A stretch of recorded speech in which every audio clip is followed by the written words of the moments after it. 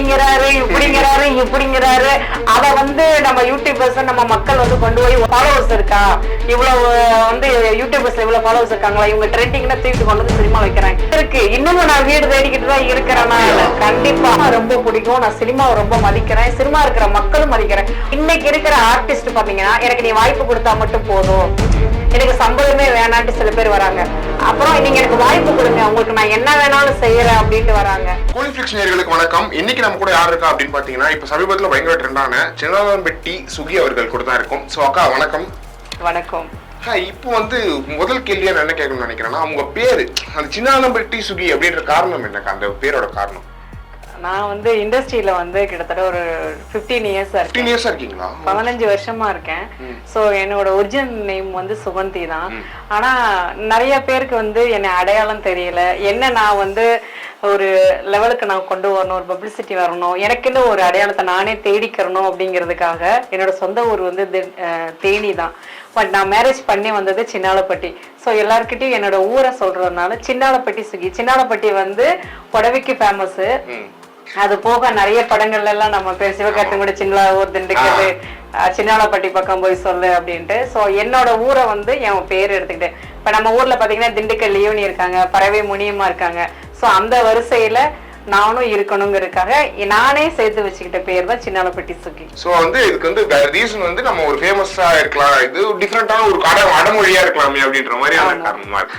இப்போ வந்து சமூக வலைதளங்கள்ல வந்து உங்களோட பேச்சு வந்து பயங்கர வைரல் ஆச்சு சமீபத்துல. சோ அது வந்து வைரல் ஆகும்போது நீங்க எப்படி ஃபீல் பண்ணீங்க? இவ்வளவு வருஷம் கஷ்டப்பட்டு 15 வருஷம் சினிமால இருந்திருக்கேன், ஒரு பேச்சு வந்து நம்மள வைரல் ஆக்கிடுச்சு அப்படின்ற ஒரு எமோஷன் எப்படி இருந்தது? இல்ல நான் வந்து இவ்வளவு வைரல் ஆகும்னு எனக்கு சத்தியமா எனக்கு தெரியாது. நான் நல்லா பேசுவேன்.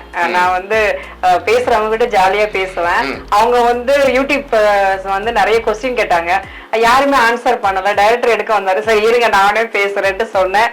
ஆனா நான் எதிர்பார்க்காத அளவுக்கு பயங்கர ட்ரெண்டிங் ஆயிருச்சு. இதுல என்னன்னா, இவ்வளவு வருஷங்கள் நான் இருந்த நிறைய பேத்துக்கு தெரியாத ஒரு ஆள் நானு. இன்னைக்கு எல்லார்கிட்டையும் நான் அவங்க சீக்கிரமா அவங்க மொபைல்ல அவங்க பார்க்கும் போது எல்லாருமே என்ன ஓபன் பண்ண நீங்க தான் வரீங்க அந்த அளவுக்கு இருக்கு. அது எல்லாருக்கும் நான் மக்களுக்கும் யூடியூபர்ஸ் சேனல் எல்லாருக்கும் நான் நன்றி சொல்லிக்கிறேன். உங்களுக்கு எப்படி ஃபீல் ஆகுதுக்கா? நான் ரொம்ப ஹாப்பியா இருக்கு. எது ஓபன் பண்ணாலும் Facebook, இன்ஸ்டா, யூடியூப்ல எல்லாமே நம்ம வரோம். சோ ஓகே, ரொம்ப ஹாப்பியா இருக்கேன். இப்போ வந்து சினிமால கஷ்டங்கள்னு ஒண்ணு இருக்கும் இல்லையா? 15 வருஷமா சினிமால இருக்கீங்க அப்படின்றது ஒரு உமனா வந்து ஒரு சினிமால நீங்க ஒரு நாள் நினைச்சு நிக்கிறதுலாம் சாதாரண விஷயம் கிடையாது. அது எவ்வளவு கஷ்டமா இருந்துச்சுன்னு நினைக்கிறீங்க? உங்களோட சினிமா வாழ்க்கைன்றது ஒரு பெண்ணா எவ்வளவு கஷ்டமா இருந்துச்சு? கஷ்டம் தான், கஷ்டம் இல்லாமலாம் இல்லை. என்னன்னா எனக்கு வந்து பேக் போன் வந்து என்னோட ஃபேமிலி தான். என் பசங்க, எங்க மாமியார் ஃபேமிலி, சிஸ்டர், பிரதரு. கஷ்டம் இருக்கதான் செய்யும். என்னன்னா நம்ம செஞ்ச ஒரு வேலையை வந்து நம்ம ரொம்ப லைக் பண்ணி நம்ம பண்ணணும். அப்போ எவ்வளவு கஷ்டங்கள் வந்தாலும் நம்மளை வந்து அது பெருசா நம்மளை பாதிக்காது. சினிமாவை பொறுத்தளவுக்கு நான் எல்லாருக்கிட்டையும் சொல்ற ஒரே விஷயம் தான், நடிகை சின்ன 5 வயசுல இருந்து 60 வயசுக்கு வரவங்க எல்லாருமே சினிமாவை நம்பிவாங்க, உங்களை நம்பிவாங்க. அடுத்தவங்கள நீங்க நம்பி வராதீங்க.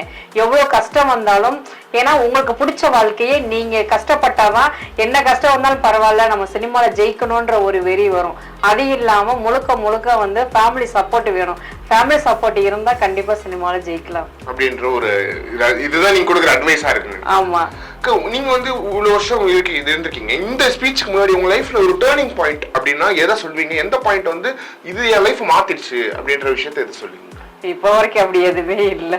இப்ப நீங்க ஃபேமஸ் ஆயிட்டீங்க, இன்டர்வியூ எல்லாம் கொடுக்குறீங்க, அது ஒரு பெரிய டர்னிங் பாயிண்ட் இல்லையா? அந்த மாதிரி ஏதாவது ஒரு டர்னிங் பாயிண்ட் இருந்திருக்கும் இல்லையா? இப்ப நீங்க வந்து சினிமால வரதுக்கு முன்னாடியான ஒரு லைஃப் உங்களுக்கு இருந்திருக்கும். அடுத்து ஒரு நீங்க சினிமாக்கு வரணும்ன்ற எண்ணம் ஒண்ணு, அதே ஒரு டர்னிங் பாயிண்ட் தானே. அந்த மாதிரியான ஒரு மிக முக்கியமான ஒரு டர்னிங் பாயிண்ட் உங்க லைஃப்ல நினைக்கிறீங்க? சினிமாவுக்கு முன்னாடி சினிமா வந்து சும்மா ஏதோ வாய் அசைச்சா போதும் அப்படின்ற மாதிரிதான் இருந்தது. நான் சினிமாவுக்கு வர்றதுக்கு முன்னாடி. வந்ததுக்கு அப்புறம் ஐயோ நான் அழுகிற சீனா நம்மளே அழுகணும், கத்துற சீனா நம்மளே கத்தணும், டப்பிங் இதுக்குன்னு நம்ம தனியா பண்ணணும் அப்படின்னு அதுல வந்து நிறைய கத்துக்கிட்டேன். சோ இப்ப வந்து நான் சீரியல்ஸ் பண்ணுவேன், மூவிஸ் பண்ணுவேன், மற்ற ஷார்ட் பிலிமோ இல்ல வெப்சீரிஸ் அந்த மாதிரி எதுவுமே நான் பண்ணதில்லை. ஸோ இந்த யூடியூப் சேனலுக்குன்னா கிட்டத்தட்ட ஒரு 7-8 யூடியூப் சேனலுக்கு என்னை இன்வைட் பண்ணியிருக்காங்க. எல்லாத்துக்கும் இன்டர்வியூஸ் கொடுத்துருக்கேன். அதுக்கு முக்கிய காரணம் வந்து உருட்டு படத்தோட ஆடியோ லான்ச் தான், பிரஸ் மீட் தான். ஸோ அதுக்கு ஃபர்ஸ்ட் ஆஃப் ஆல் வந்து டைரக்டர் பாஸ்கி சாருக்கு நான் ரொம்ப தேங்க் பண்ணிக்கிறேன். ஓகேக்கா, இப்போ வந்து இப்படி இந்த மாதிரி நம்ம கஷ்டப்பட்டு நடிக்க வரோம், கஷ்டப்பட்டு நம்ம இப்போ 15 வருஷம் ஒரு லைஃப் இருக்கு, எக்ஸ்பீரியன்ஸ் இருக்கு. இப்போ சமீபத்தில் வந்து திவாகர் போன்றவர்கள்லாம் வந்து சட்டுன்னு வராங்க, நான் அப்படியே ஃபேமஸ் ஆகிறேன், 5 படம் பண்றாங்க, அப்படியே ஃபேமஸ் ஆகிறாங்க. நமக்கு அப்படி பார்க்கும்போது அப்போ இவ்வளவு காலம் கஷ்டப்பட்டு இவங்க சின்ன திரை நடிகர்களா இருக்கட்டும், சின்ன சின்ன ரோல் நடிக்கிற, அப்போ அவங்களும் அவ்வளவு கஷ்டப்பட்டுருக்காங்களே அப்படின்ற ஒரு எமோஷன் வருது. நீங்க எப்படிக்கா பாக்குறீங்க? ஏற்கனவே திவாகரை பத்தி பேச போய் தான் நிறைய பேர் வந்து ஒரு சேனல் இல்ல யதார்த்தமா கேக்குறேன், முழு இதுவா கேக்குறேன். இல்ல யாருமே அந்த மாதிரி இல்ல. இப்ப திவாகர் பாத்தீங்கன்னா ஆல்ரெடி அவர் வந்து 2 படங்கள் பண்ணிட்டாரு.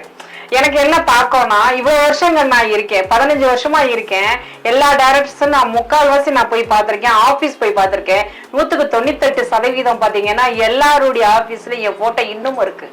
எல்லாருமே இப்ப வந்து ட்ரெண்டிங் ஆயிடுச்சு. எப்படின்னா பேஸ்புக்ல இருந்து, யூடியூப்ல இருந்து, ஆன்லைன்ல புக்கிங், இதுல நெட்டு, அந்த மாதிரி எல்லா இடத்துலயும் அவங்க போட்டோஸ் கொடுக்குறாங்க. இன்னமும் நான் போட்டோ பிரிண்ட் போட்டு இன்னமும் நான் போட்டோஸ் கொடுக்குறேன். அவங்க கண்ணுக்கெல்லாம் எனக்கு தெரியல. இப்போ ஏதாவது நான் கேட்கறேன், ஒரு கேரக்டரோட எனக்கு கொடுங்கன்னு கேட்கறேன். கேரக்டரோட இல்லைன்னா அதுல சின்ன வர கேரக்டர் ஏதோ ஒண்ணு எனக்கு பண்ணி கொடுங்கன்னு கேட்கறேன். எதுவுமே இல்லை. ஆனா திவாகர் வந்து நல்லா படிச்சிருக்கிறாரு, ஒரு பிசியோதெரபி மாதிரி ஒரு டாக்டர் ரேஞ்சில் இருக்காரு. அவருக்கு பணத்துக்கும் ஒரு பிரச்சனை கிடையாது, சொத்து சுகம் எல்லாமே இருக்குதான். ஆனா அவர் என்ன பண்றாருன்னே தெரியல. இப்படிங்கிறாரு. அத வந்து நம்ம யூடியூபர்ஸ், நம்ம மக்கள் வந்து கொண்டு போய் ஒய்யாரத்துல வச்சுட்டாங்க.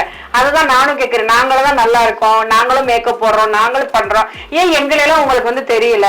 எங்களுக்கு வந்து சொல்றாங்களே, இப்ப கிடைக்க போகும் பலாக்காயை விட கையில இருக்கும் கலாக்காய்ன்ற மாதிரி நாங்க ஒரு பெருசா ஒரு அச்சு இதை நோக்கி ஓடிட்டு இருக்கோம்.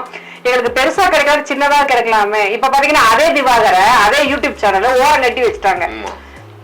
அப்போ அவங்களுக்கு என்ன, இப்ப நாங்கெல்லாம் போராடிக்கிட்டு இருக்கோம்ல, நான் எல்லாத்துக்கும் அதுதான் சொல்றேன். வந்து இன்ஸ்டாவில வர்ற பிரபலங்கள் யாரா இருந்தாலும் ஓகே தான். அவங்களுக்கு திறமை இருக்கா, திறமையா பாருங்க, அவங்களுக்கு ஒரு வாய்ப்பு கொடுத்து பாருங்க. வாய் அசைச்சிட்ட உடனே வந்துடுறாங்க. ஆனா எங்க கூட சேர்ந்து நடிக்கும் போதுதான் தெரியும் ஒரு சினிமா, ஒரு கலை வந்து எவ்வளவு தூரம் கஷ்டப்பட்டு அதுக்குன்னு நடிப்பு நடிச்சு அதுக்குன்னு நம்ம கத்துக்கிட்டா மட்டும்தான் இது எல்லாமே வந்து இவங்களுக்கு இவ்வளவு ஃபாலோவர்ஸ் இருக்கா, இவ்வளவு வந்து யூடியூபர்ஸ்ல இவ்வளவு ஃபாலோவர்ஸ் இருக்காங்களா, இவங்க ட்ரெண்டிங்னா தூக்கிட்டு கொண்டு வந்து சினிமா வைக்கிறாங்க. தயவு செய்து அந்த மாதிரி யாருமே நீங்க பண்ணாதீங்க.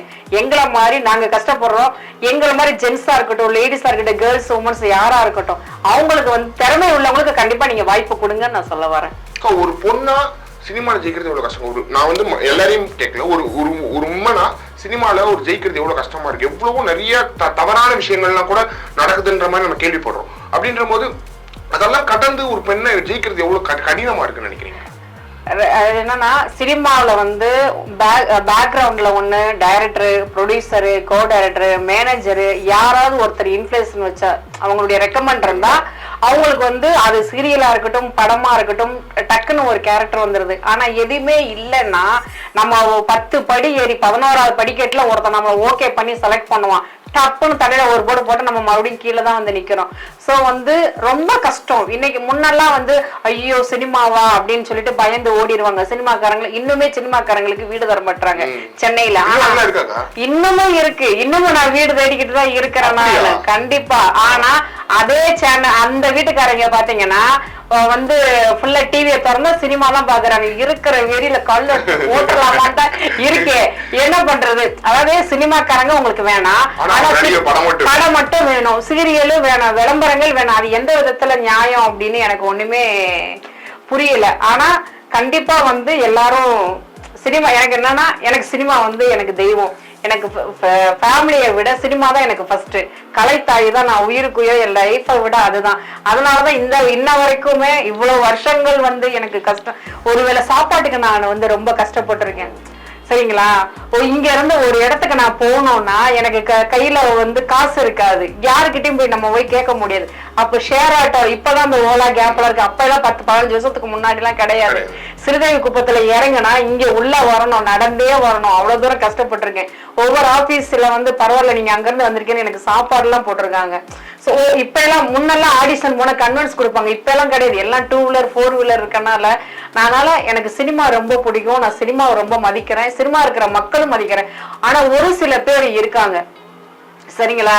அவங்க எப்படின்னா உனக்கு சினிமா தெரியாது, எனக்கு நான் இதை பேசக்கூடாது, எந்த சேனலையும் பேசுனதுல நான் இப்ப சொல்றேன். ஏன் ஒரு கமிட்மெண்ட் வச்சிடுறாங்க, எனக்கு என்ன பண்றீங்க, இது பண்ணுங்க, இது பண்ணா நான் உங்களுக்கு இதை பண்றேன் அப்படின்னு சொல்லி ஒரு கமிட்மெண்டோட போறாங்க. இன்னைக்கு இருக்கிற ஆர்டிஸ்ட் பாத்தீங்கன்னா, எனக்கு நீ வாய்ப்பு கொடுத்தா மட்டும் போதும், எனக்கு சம்பளமே வேணான்ட்டு சில பேர் வராங்க. அப்புறம் நீங்க எனக்கு வாய்ப்பு கொடுங்க, உங்களுக்கு நான் என்ன வேணாலும் செய்யறேன் அப்படின்ட்டு வராங்க. இருக்கிறவங்க நீங்க என்ன வேணாலும் பண்ணுங்க, செய்யுங்க. இப்ப என்னையெல்லாம் என்னைய நம்பி 4 ஜீவன் இருக்காங்க எங்க வீட்டுல. எனக்கு சினிமா மட்டும்தான் தெரியும், சினிமா தவிர வேற எதுவுமே தெரியாது. கேமரா முன்னாடி நின்னாதான் நமக்கு காசு, இல்லைன்னா இல்ல. அந்த காசை வச்சுதான் நமக்கு சாப்பாடு, பசங்க ஃபீஸ், நல்லது கெட்டது எல்லாமே நான் பாக்குறேன். அதுக்கும் 4 பேர் இப்படி வந்தாங்கன்னா இப்ப என்ன பண்றது? இதெல்லாம் உங்களுக்கு நடந்திருக்காங்க, நீங்க ஃபேஸ் பண்ணிருக்கீங்களா? இதெல்லாம் நிறைய ஃபேஸ் பண்ணிருக்கேன். ஆனா எந்த யூடியூப் சேனல்லையும் என்னோட இந்த மாதிரி பர்சனல், ஏன்னா நான் சினிமாவை நான் முழுமையா நம்புறேன். அந்த சினிமாக்காரங்க தான் எனக்கு வாய்ப்பு தராங்க. அதை நான் எப்பயுமே நான் தப்பா பேச முடியாது. அவங்க ஹாப்பிட்டு, அவங்க என்ன லைக் பண்றாங்களா அது அவங்களுடைய பர்சனல், என்ன லவ் பண்றாங்களா அது அவங்க பர்சனல், என்ன ப்ரொபோஸ் பண்றாங்களா. பட் நான் என்ன பண்றேன், அவங்க என்ன பண்ணாலுமே நான் அவங்க கிட்ட எப்படி பிஹேவ் பண்றேன், நானா இருக்கேன். என்ன நம்பி ஒருத்தர் அனுப்பி விட்டுருக்காங்க. சோ என் ஃபேமிலிக்கு நான் கரெக்டா இருக்கேன், சினிமாவுக்கும் நான் கரெக்டா இருக்கேன், அவ்வளவுதான். இப்போ சினிமாட வந்து நீங்க உங்களுக்கு 15 வருஷமா இருக்கீங்க. சினிமாட உங்களால மறக்க முடியாத ஒரு தருணம், இந்த நடிப்பு நம்ம பிடித்த நடிகர்களுக்கு நடிச்சிருக்கலாம், நம்ம வியந்து பார்த்த நடிகர்களுக்கு நடிச்சிருக்கலாம், அந்த மாதிரியான உங்களால மறக்க முடியாத ஒரு அன்ஃபர்கெட்டபிள் தருணம்னு என்ன சொல்லுவீங்க சினிமால? சினிமால வந்து நிறைய ஆக்ட்ரஸ் எல்லாம் இருக்காங்க. நான் வந்து விஷால் கூட ஒர்க் பண்ணிருக்கேன், விஜய் சார் கூட பண்ணிருக்கேன், விமல் சார் கூட பண்ணிருக்கேன், சமுத்திரகனி சார் கூட பண்ணிருக்கேன். எல்லாருக்குமே வந்து இது இப்போ நான் சொல்லணும்னா விஜய் சாரை நான் மெயினா சொல்லணும். நான் வந்து எப்படி ஒரு 5-6 இயர்ஸ் ஆச்சு. ஜில்லான்னு ஒரு படம், அது ஹைதராபாத்ல இப்போ ராமோஜி பிலிம் சிட்டில தான் ஷூட் இருந்தது. ஒரு 22 நாள் ஷூட் இருந்தது. அவங்க அந்த கல்யாண சீக்வன்ஸ் எல்லாமே மதுரை ஸ்லாங்னால எங்க மதுரையில இருந்தே கூட்டிட்டு போயிட்டாங்க. ஒரு 30-40 பேர் நாங்க வந்து 20 days இருந்தோம். அதுல என்னன்னா ஒரு ஃபைட் சீக்வன்ஸ் விஜய் சார் பண்ணுவாங்க. அது 1 வாரம் நடக்குது. ஒரே யூனிஃபார்ம் தான். அவரு காலையில இருந்து ஈவினிங் வரைக்கும் அவர் எனர்ஜி குறையவே குறையாது, பண்ணிட்டே இருப்பாங்க. அவங்க டூப்பு இருக்காங்க, இருந்தாலும் அவருக்குண்டான விஷயங்கள் என்னவோ காலையில அப்படியே ஃப்ரெஷ்ஷா ஆப்பிள் மாதிரி இருப்பாரு, சாயங்காலம் ஆனா நம்மள போயிருவோம்.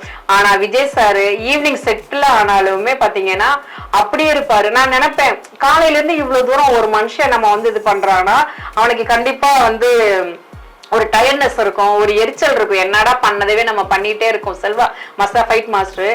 ஸோ அப்போ நான் வந்து அவர் கூட நான் டிராவல் பண்ணேன். கல்யாண சீக்வன்ஸ், அந்த டாக்கி போர்ஷன் எல்லாமே நான் விஜய் சாரை பார்க்கும்போது சார் இப்படி ஒரு மனுஷன் இருக்காரா சாரி